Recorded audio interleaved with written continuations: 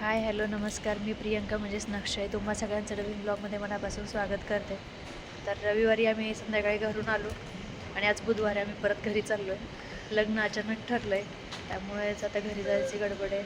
नक्षला असं पॅक केलं आहे, बॅग वगैरे ठेवली, हातात पण लगेज आहे. तर बघू प्रवास कसा होतो आहे. बाहेर पाऊस पण येतो आहे. आधी फक्त एंगेजमेंट करायचंच ठरलं होतं, पण नंतर लग्न करायचं ठरलं, त्याच्यामुळे खूप धावपळ झाली आहे. रात्री खूप उशीर झाला होता पोहोचायला. आम्हाला जवळजवळ 8 वाजले होते आणि गेल्या गेल्या लगेच आमच्या इकडे नवरदेवाला लग्नाच्या अगोदर जेवण असतं प्रत्येक घरी, तर त्यासाठीच आम्ही जेवायला आलो होतो. तर बाहेर औक्षण वगैरे केलं होतं त्याचं. खूप थकलेलो होतो दोघं पण. तो पण माझ्यासोबतच आला होता. जाताना आम्ही दोघं सोबतच गेलो होतो, पण त्यांनी जेवण वगैरे आधी बनवून ठेवलं होतं, त्यामुळे आम्ही जेवायला वगैरे गेलो होतो. छानसं असं त्यांनी छोटंसं डेकोरेशन केलं होतं. त्या दिवशी आम्ही 3 ठिकाणी जेवायला गेलो होतो. दुसऱ्या दिवशी गाणा बांगड्याचा कार्यक्रम होता. म्हणजे बांगड्या वगैरे भरल्या जातात सगळ्या सुवासिनींना आणि हळद वगैरे फोडली जाते. तर त्यासाठी सकाळी माझ्या दोन्ही आजींनी हळद वगैरे पाण्यामध्ये उकळून ती थोडीशी फोडून उन्हात वाळायला घातली होती. पाऊस पण येत होता आदल्या दिवशी, पण त्या दिवशी बंद झाला होता, त्याच्यामुळे गाणा बांगड्याचा कार्यक्रम छान व्यवस्थित पार पडला. तर त्यांनी थोडेसे हळकुंड भिजवून ते आता कुटून घेत होत्या. त्याला आमच्या इकडे उमला म्हणतात.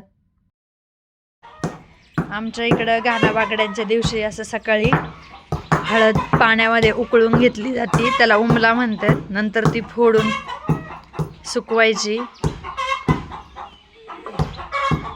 आणि संध्याकाळी जात्यावरती दळायची. थोडंसं काम आवरल्यानंतर मी आणि माझ्या चुलतीने दोघींनी मिळून असे छान दारात रांगोळी काढली होती आणि त्याच्यामध्ये आकारचा गाणा बांगड्या असं लिहिलं होतं. आणि हे माझे चुलत भाऊ आणि बहीण आहेत, जे की आम्हाला संध्याकाळी रील शूट करायची होती, त्यासाठीच ते लिहित होते पेपरवरती. तर छान असा दारात मांडव पण दिलेला होता आणि डेकोरेशनसाठी जरबेराची फुलं पण आणली होती. त्यानंतर 4 वाजता मामी वगैरे मिळून हळकुंड फोडून घेत होत्या. जात्यावरती हळद दळायच्या आधी ज्वारी दळून घेत होते.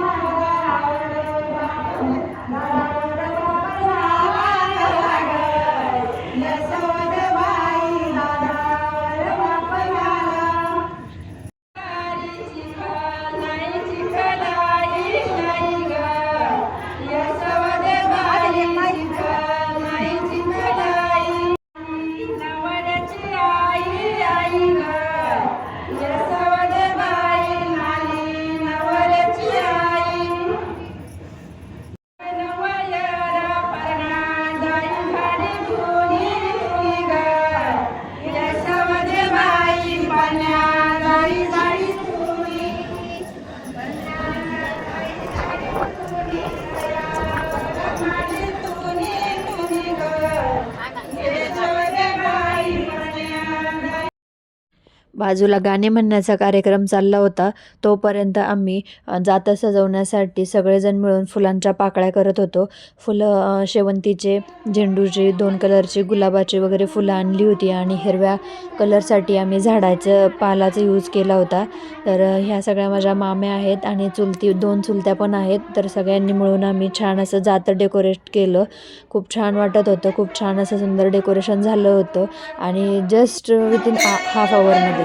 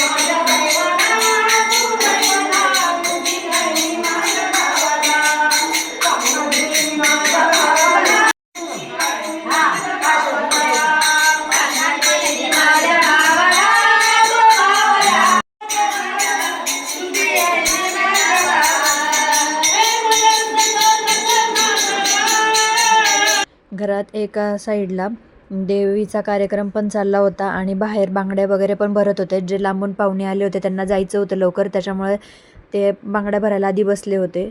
आणि पाहू शकता असं छान असं डेकोरेशन झालं होतं पूर्ण केल्यावर. ते खूप छान दिसत होतं. शेवंतीचे पाकळ्या, गुलाबाच्या पाकळ्या, झेंडूच्या पाकळ्या वगैरे असं छान यूज केल्या होत्या. आणि जरबेराची फुलं पण छान यूज केली होती कलरची. शिवाजी महाराज वगैरे पण मांडले होते. विठ्ठल रुक्मिणींना पण हार घातला होता आणि 2 बैलजोडी पण मांडलेल्या होत्या. मध्ये जातं असं छान ठेवलं होतं आणि त्यावर बांगड्या वगैरे पण ठेवल्या होत्या.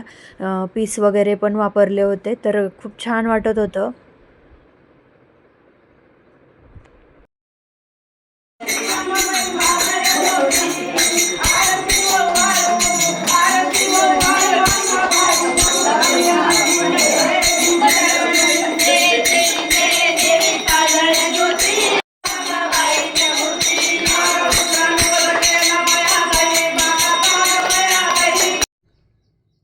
आरती वगैरे झाल्यानंतर सवासिनींना जेवायला वाढलं होतं. स्वयंपाक आम्ही बाहेरून ऑर्डर केला होता आणि सकाळी पुरणपोळीचा स्वयंपाक पण केला होता नैवेद्यासाठी. तर छान अशा सगळ्या जणींना पाहुण्या पण होत्या काही, आणि काही घरच्या होत्या, काही परडीवाल्या पण होत्या. तर सगळ्यांना जेवायला बसवलं होतं. तर त्यांचं छान असं जेवण चालू होतं.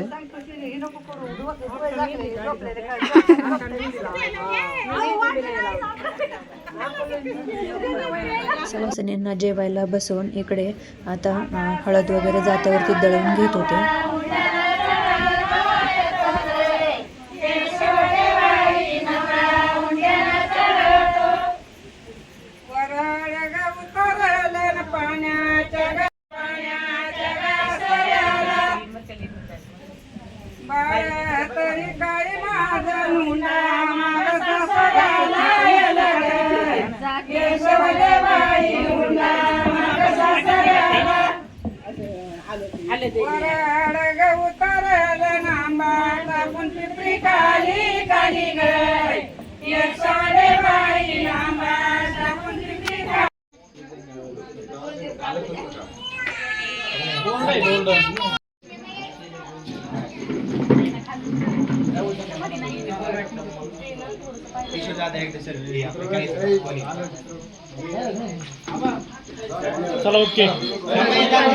संध्याकाळी थोडं फ्री झाल्यावर छान असं तयार होऊन फोटो वगैरे काढले होते.